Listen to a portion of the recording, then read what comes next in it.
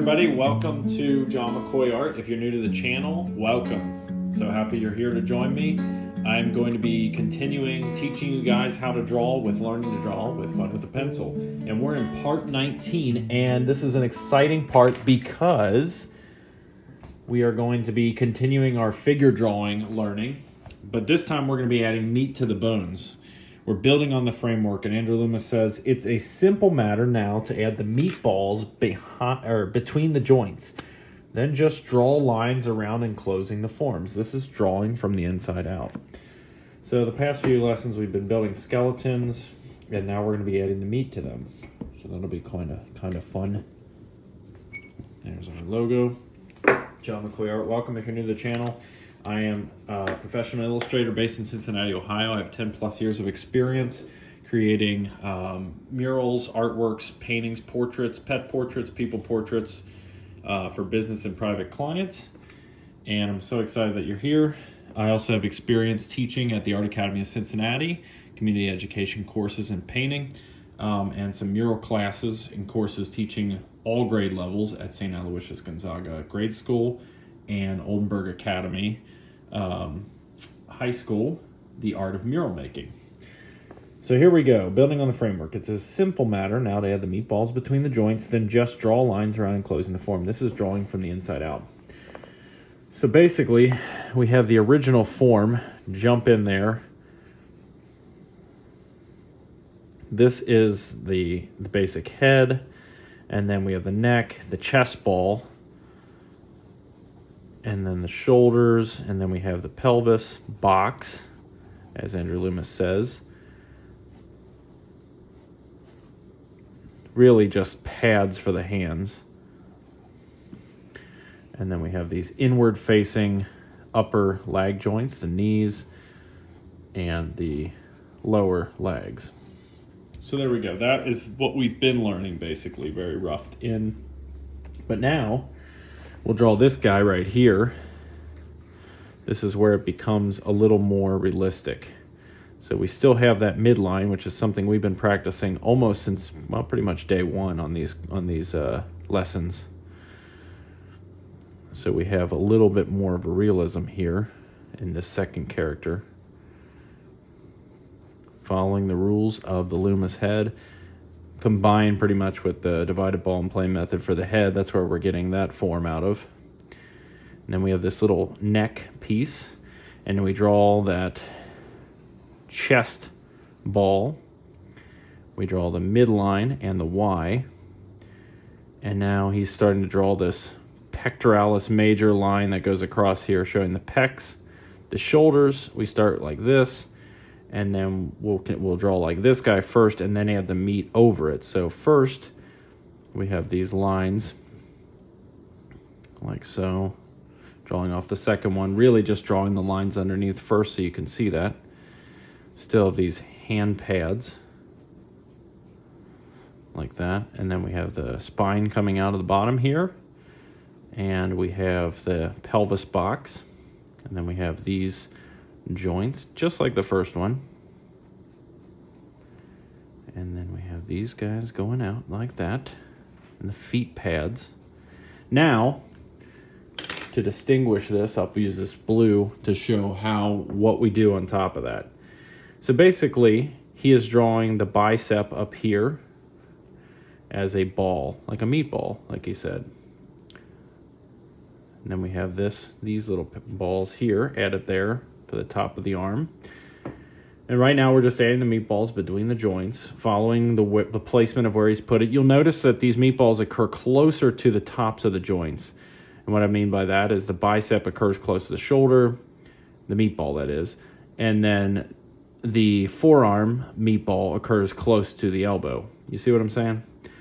Now, these meatballs above the femur, the larger upper bone of the leg, still happen towards the top, leaving a small gap. I'm following this sketch like so, but they're a little bit longer, of course, than the arm ones. And then very obvious here, the calf muscles are higher up. So now what does he do with this? He then draws lines around which encloses these forms. So like this, you can see the skin goes around it. So let's draw that in black so you can see a real striking difference of where we're going with this.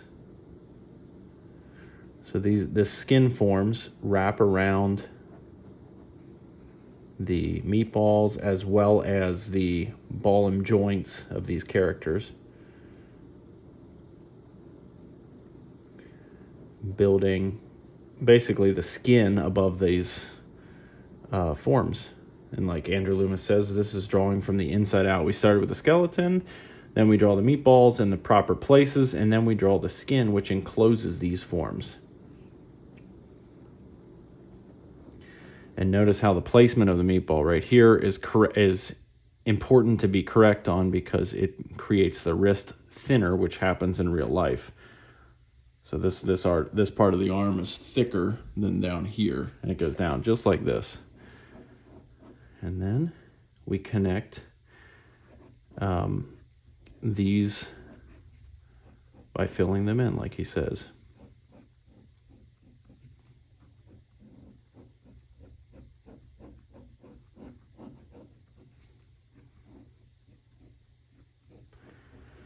Don't worry too much. I am making this up a little bit because this guy doesn't have it fully drawn on the skin like he's talked about. But we are going to go over that on the next page, so you don't need to worry too much about. But if you want to follow along in this one, that's great. Okay.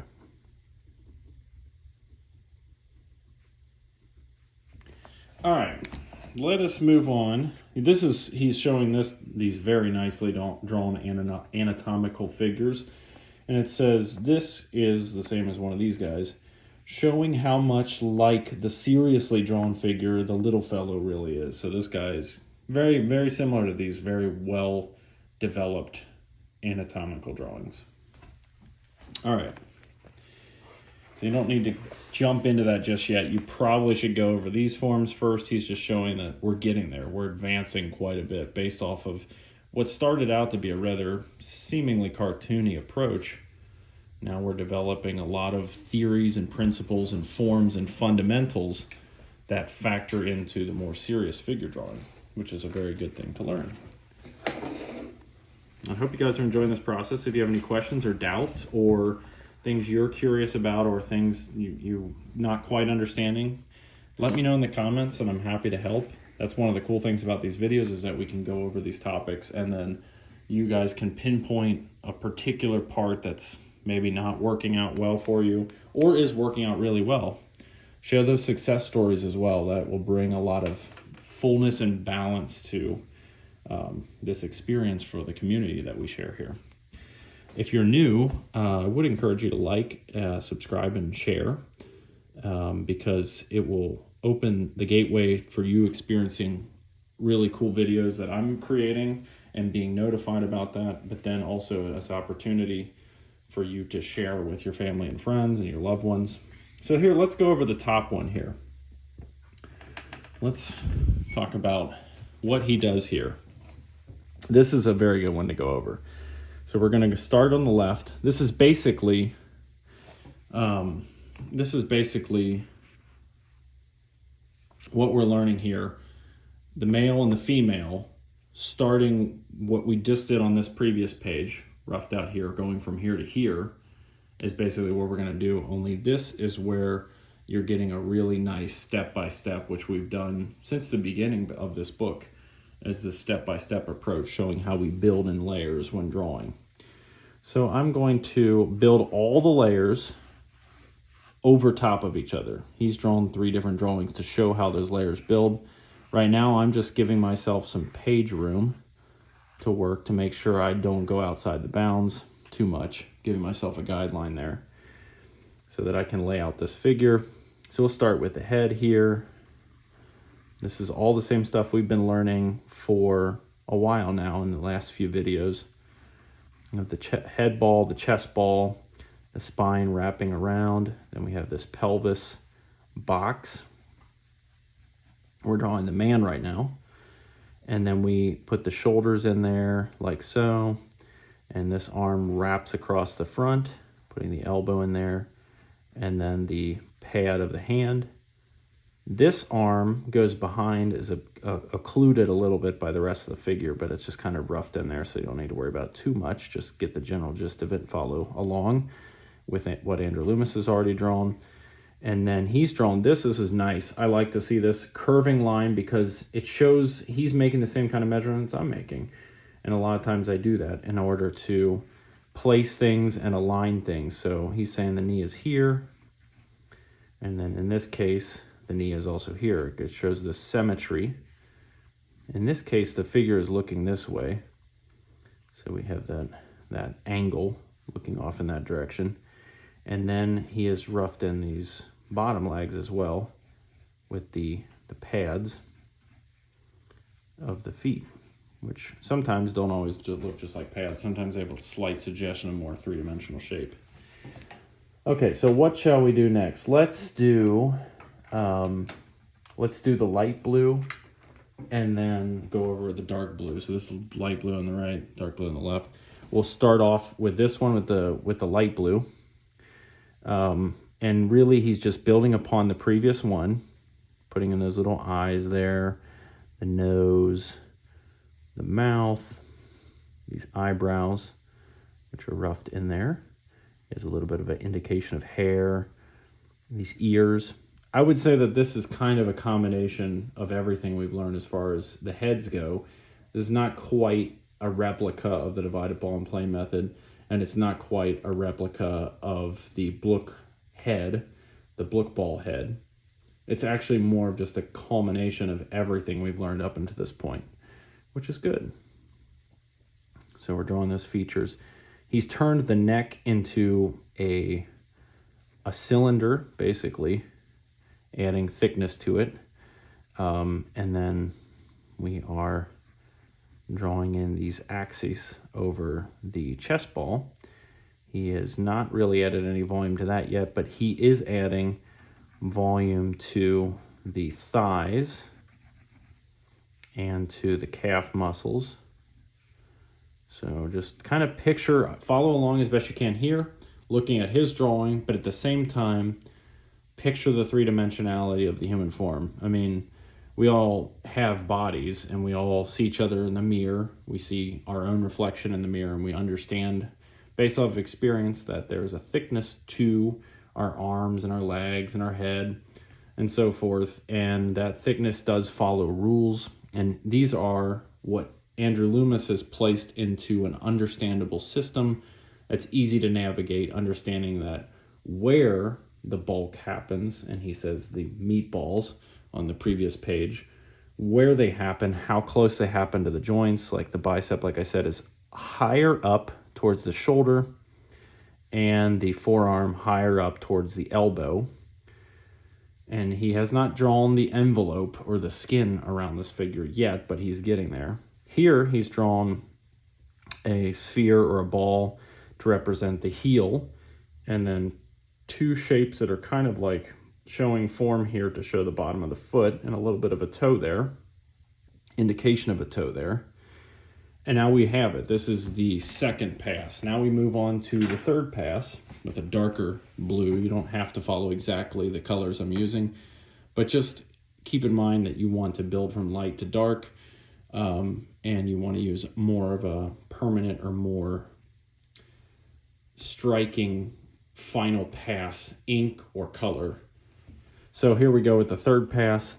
Now he's defining the character more. He's got this eyes looking to the right here, and then he's drawn in the eyebrows and this hair, kind of defining more of these little details inside of these features. Drawing the wrinkles by the nose, drawing the nose, the top of the nose, a mustache of some sort above the mouth, and then this chin, and then some of these wrinkles. And then he defines the outer line of this character's head. So we draw that in. And now we have the neck, still a little bit cartoony, but that's all right. We draw a little bit more bulk around for the shoulders, following his drawing, but also, if you feel comfortable, following a little bit of your memory of the figure and what you know of what the figure looks like, the slope of the shoulders there, but mainly follow what he's drawing here. And here's where he just puts the skin on top of this character, following this line.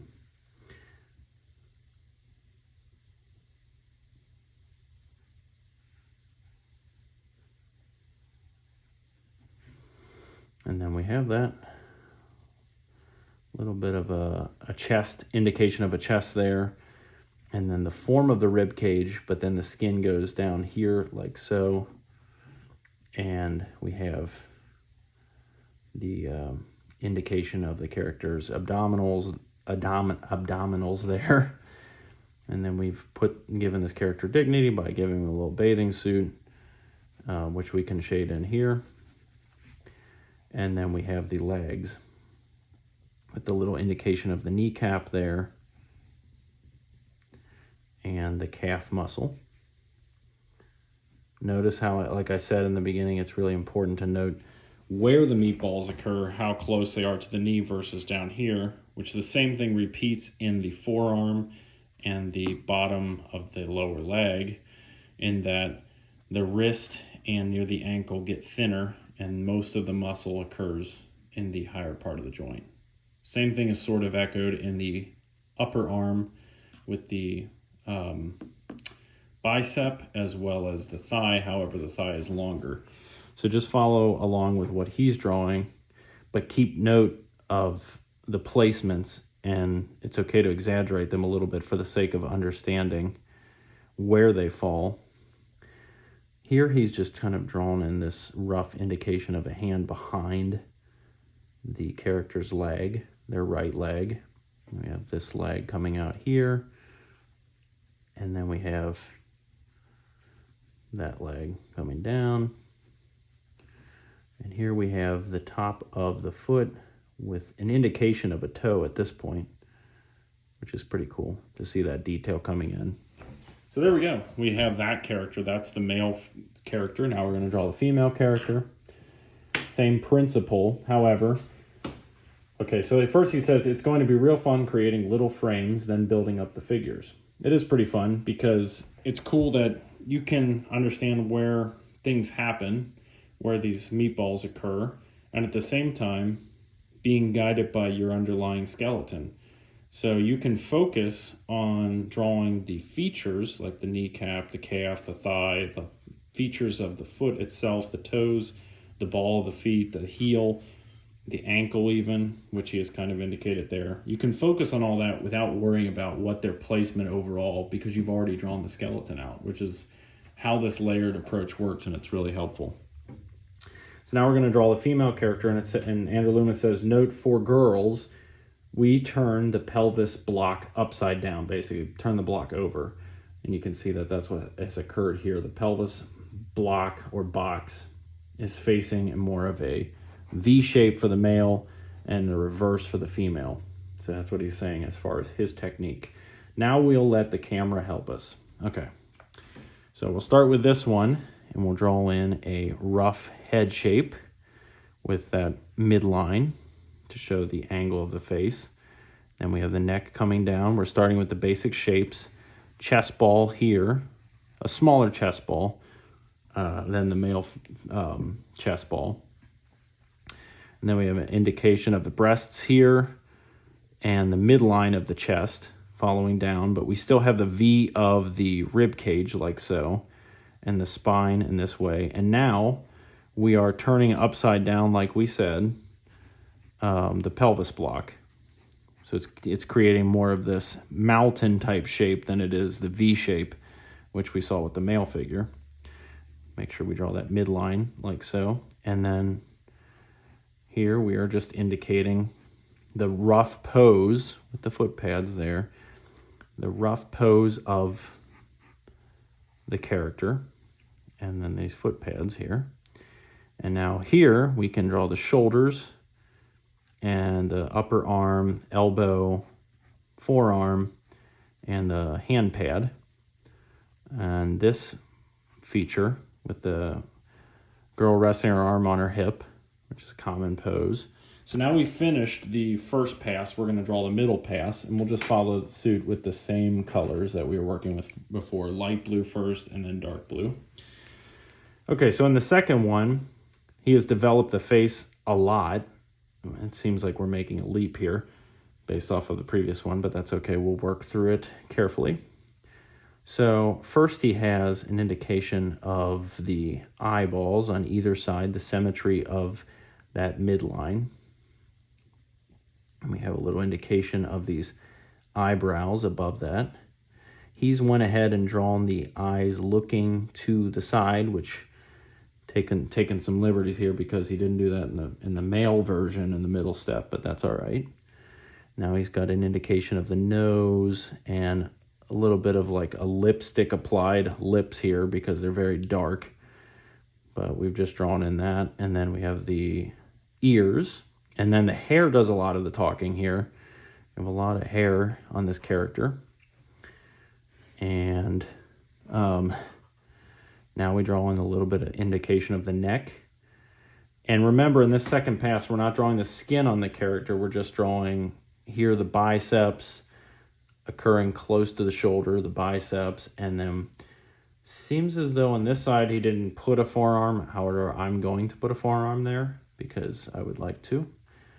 And then indication of the hips and so forth.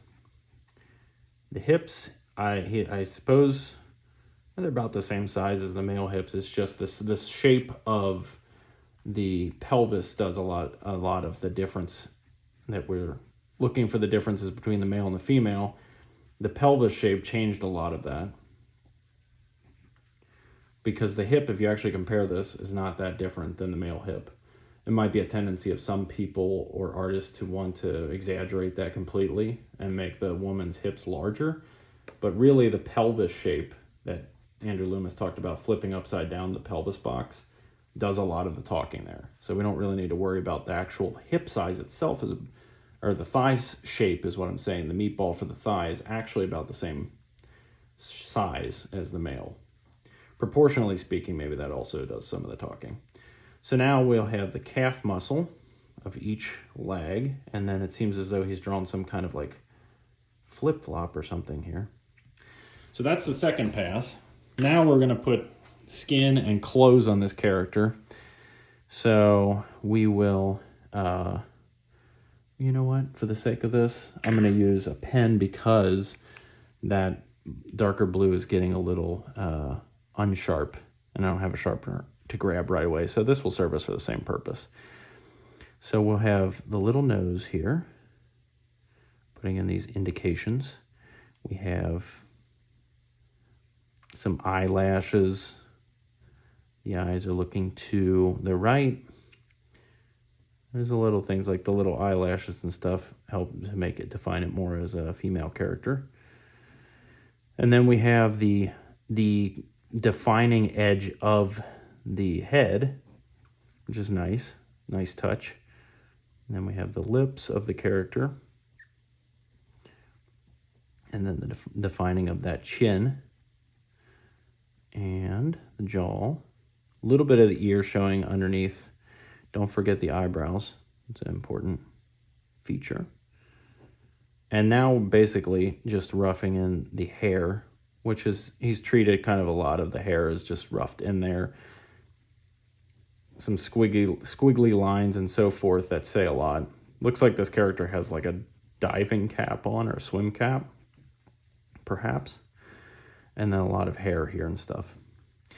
Okay, so now we continue with the skin on this character. We have the neck coming down, and then following these contours, being mindful of the fact that we're drawing a woman and not a man, so easy on the, I would say the form, the position of the muscles, and the slopes of the shoulders. I mean, everybody is built different, but generally speaking, and that's what we're aiming for here, so we can understand a repeatable form and something that we can understand and recognize the forms repeating. Now we'll put some dignity to this character by giving them some clothes. It's like a little swimsuit or something. But it looks like this character is pretty built. They have decent sized shoulders.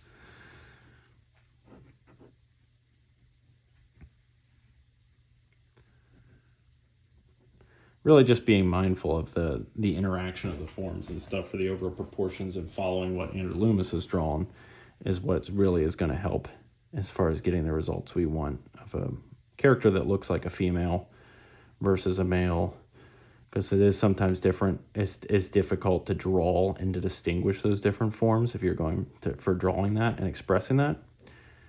Now we draw the forearm. More of a lean, less defined, I guess. I don't know.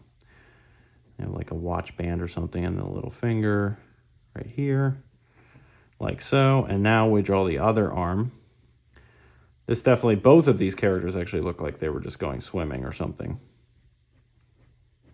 This is an interesting pose, the way the muscles define, but this is something we're going to trust his drawing, but really you see this happening in nature, the particular way the forms interact. But the beauty of having the form underneath is we don't have to worry about how far out the arm goes. We've already drawn all that as far as the skeleton, which is very helpful. You just kind of roughed in that arm there. And then we have another kind of a watch or a bracelet or something. Character is wearing the swim outfit, like so. Kind of a striped outfit, and then shaded in.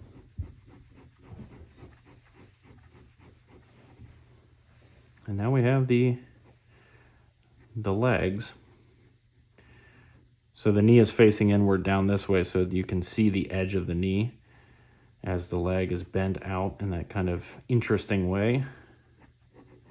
Okay, calf muscle, following our sketch. Near the ankle gets really thin. So that's an interesting pose, but you can see how the shin goes down this way and then rejoins, and then a little bit of an indication of a toe here, and then that character's flip-flop. And then the leg here, kneecap, and a little calf muscle there. But it reminds me of how when we first started drawing the figure, we talked about how the legs kind of bent in and then went out. It happens in both characters, whether it's a male or a female. And that's something that's important to remember. Now I got the ankle there, the slope of the legs. The big toe or the daddy toe is always closer to the inside of the figure, unless your figure's legs are being twisted in terrible positions. But that's basically it. That's how you rough in and add the meatballs to the skeletons that we've been working on for the past few lessons. So I hope you guys have enjoyed this one. If you do, give it a like and share it with your loved ones. And I hope you are enjoying this process as much as I am. Let me know what you think in the comments. Make a comment and say from where you're watching. And if you have any questions, let me know. Until next time, God bless.